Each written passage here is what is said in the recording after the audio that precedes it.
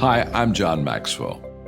When the top companies in the world are looking for trainers, speakers, and coaches, there's one name that stands above the rest, and that's Maxwell Leadership.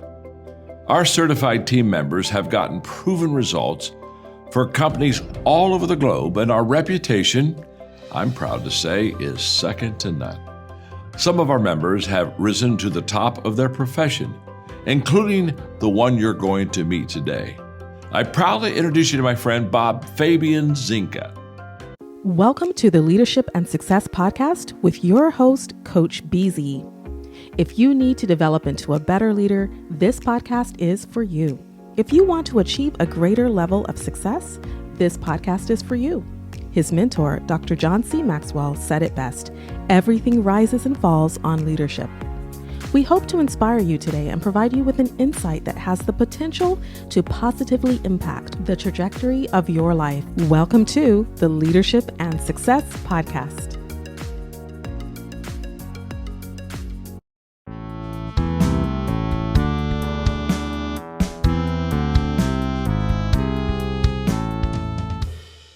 Welcome to What's the Problem, the show that explores problems that buyers, practitioners, operators, leaders, and other folks in the world of cybersecurity face today.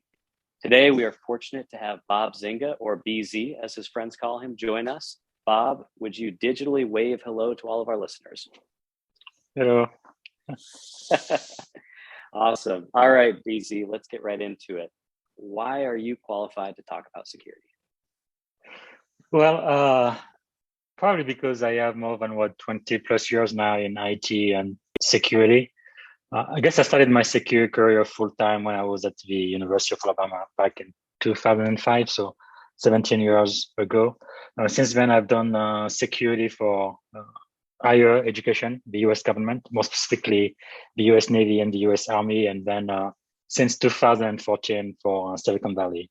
So I've been a security engineer, a head of security, director of security, a manager for a publicly traded company, Groupon, for almost a year, a director, and then now an executive in cyber security in Silicon Valley. So it's been a long time. I've seen a lot, and this industry is changing quite a bit. And so I think that qualifies me to talk about pretty much anything security related. I believe experience is probably the most important thing, but also education, which I have a certificate from Harvard University, but also IT certification, which at this stage in my career, the certification don't really mean much anymore because I think I have more than 28 certs in security and IT. But at the beginning of my career, right, more than 20 years ago, they did mean a lot. I think at this stage in my career, only the CISSP, which is, I think, the gold standard for security practitioner, because I would never, ever take the CISSP exam ever again. So I'm going to keep that one current, but everything else can pretty much not be renewed. I would be just fine with it. So. Awesome. Well, Bob, thank you so much for sharing that decades of experience, and also thank you for your years of service. Thank you. Talking about a problem. Bob, name a problem in the world of cybersecurity that's got your attention right now. Yeah, the one problem that keeps me awake at night is quantum computing, right? It is already here. It is coming. And what concerns me is the fact that when we talk about security, we talk about confidentiality, integrity, and availability, right? With confidentiality, what we have right now pretty much is encryption. At rest, most people use AES 256, that's the best standard. Or in transit, we use HTTPS. Very soon, with quantum computing, right now, it would normally take you with a regular computer maybe 2 billion years or so to be able to break that encryption, right? But with quantum computing, it's only going to take like 20 seconds. So basically, confidentiality is going to be completely transparent. It's going to go away. And that's a real problem for my industry.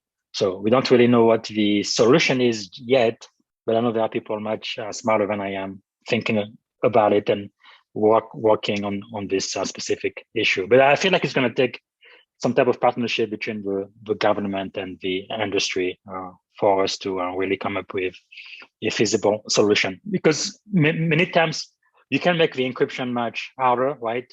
Use a much longer key, but the problem with that too is it's going to be unusable, right? Because you need to be able to decrypt what is encrypted long enough for the people to get access to the data, those who have a need to know. But if you have a need to know and you can't even decrypt your own encryption, then it's completely useless too, right? So there's definitely a lot of work to be done in this area, and I know some people, again, much smarter than I am, are looking at it right now. So I'm very hopeful we're gonna find a solution. Yeah, it's interesting you brought up, with this problem, the need for a public-private partnership. Do you have any examples of public-private partnerships that you've seen work in the world of security or IT in the past, with your 2-3 decades of experience? Yeah, I think with security, the NSA is a great example, right? National Security Agency. In the US government, we care a lot about some of our data, right? Top secret, and confidential. So it's really critical for the government, right? Because for the industry, sometimes you may have IP, intellectual property, or secret sauce, or whatever. But if anybody knows what your formula is, or whatever, worst thing that happens to you, maybe your reputation, and you may lose money, right? But for the US government, people are actually going to die. So it's extremely, extremely important. So I feel like organizations like the NSA, really the people, right? In time, they gave us days and 3 days, but unfortunately, all of those have been broken in time.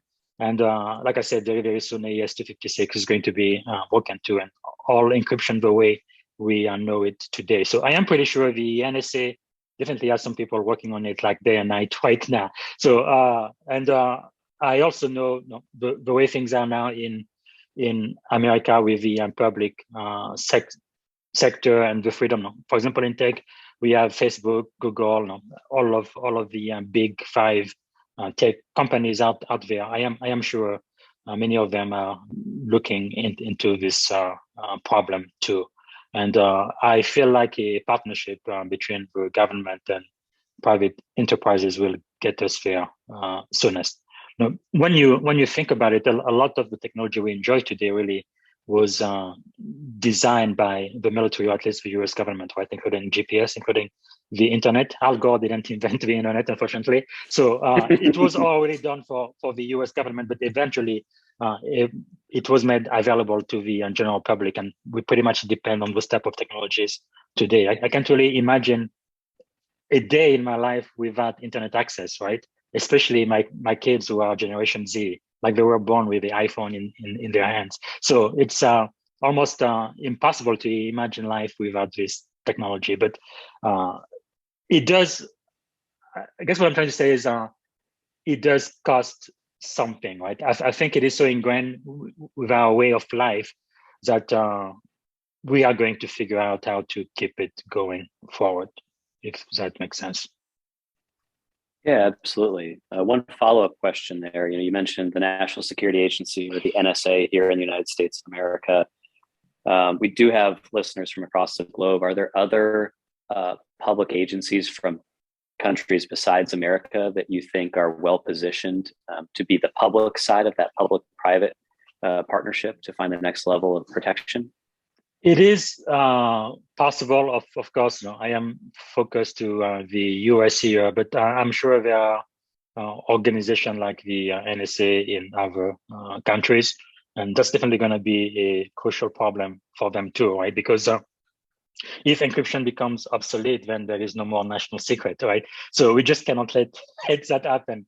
So even those people, I guess I won't call them enemies of the US, but competitor, right? Like China, Russia, and all of those countries, it's extremely urgent for them to maintain confidentiality. So I think this is really a global problem, and it's one of those issues. I feel like even if you are a competitor, it's in your best interest to work together to find a solution that works for everybody involved, right? Because otherwise, everybody's secret is going to become public knowledge, which is not something we can allow. So,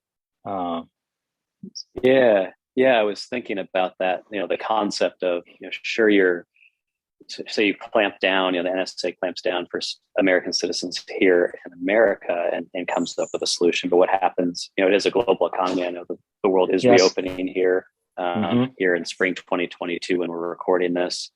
What happens when you cross the border and you connect to a Marriott, Wi-Fi network in St. Petersburg, Russia, or you're in, Taipei and, or, Shanghai or Beijing or something like that. And, it's a little bit of a zero sum thing. Like it's not like the NSA can just clamp down on American data and secure that and then say, great, everyone else is on their own, because it's not really going to work like that, is it?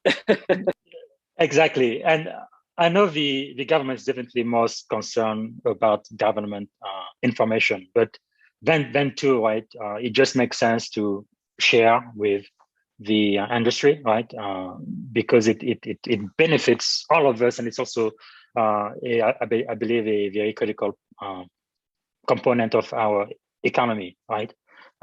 Pretty much everything we do today, like when I used to work for Spaywar, San Diego, the admiral there used to say, because we provide the technology to the Navy Space Warfare Command, and talking about fighting jets, the admiral there used to say a fighting jet is nothing but a supercomputer with wings, and I think is absolutely right. Even today, when you think about vehicle, even a Tesla all electric, it's really all sensors and computer processing, but with tires, right?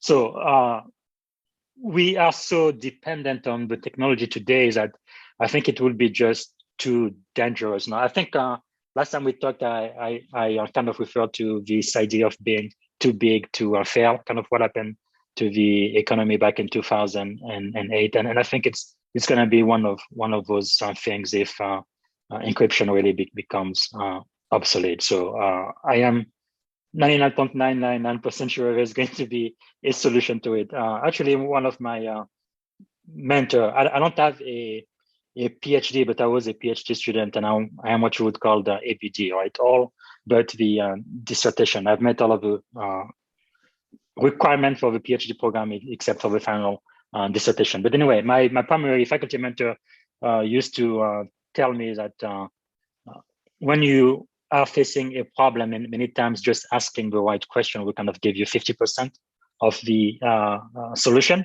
But also looking at it, it seems to me like if there is a problem, just by definition, that means there is a solution as well. So it's just up to us to find out what that solution is, right? It's kind of us discovering what doesn't work until we find what does work. But I really think in the next 5 years or so, we are going to have to really find a solution for that. Now, some of the mastermind groups I am a part of, there is the Forbes Technology Council. I've been a member for 2 years now, since 2020. So these are technology leaders really across America and around the world, many of them from Fortune 1000 companies.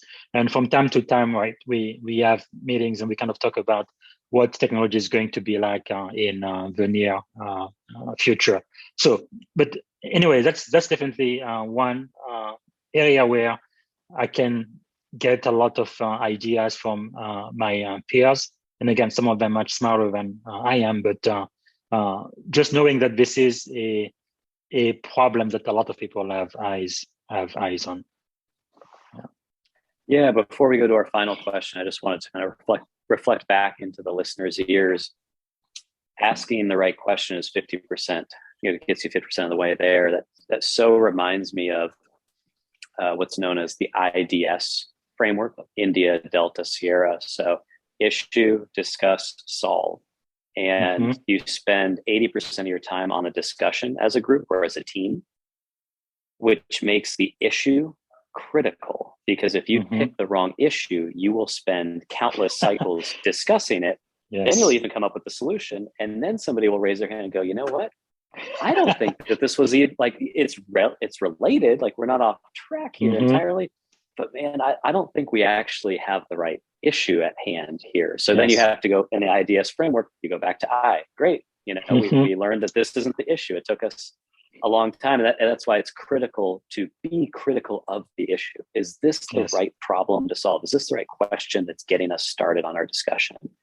So anyways, just wanted to reflect that into the group and have that shared to the listeners. And as we talk about sharing, go ahead. Actually, I was going to say, I really like what you talked about, the IDS framework. I think on a personal basis too, it is quite relevant, right? When you are a leader, I think many times you work on tasks that probably don't even need to be completed at all, right?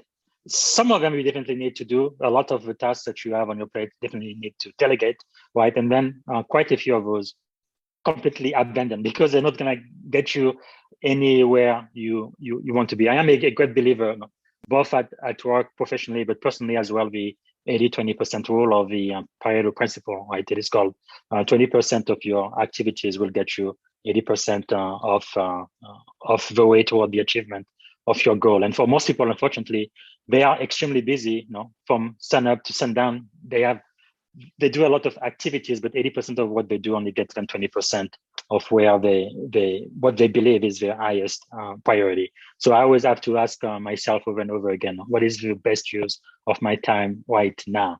And sometimes, yes, you do have to abandon some of the activities you are doing because they are just not in line with what you believe are your highest goals. So I thought of that when you mentioned the IDS framework. So it's very important to be discussing the right issue.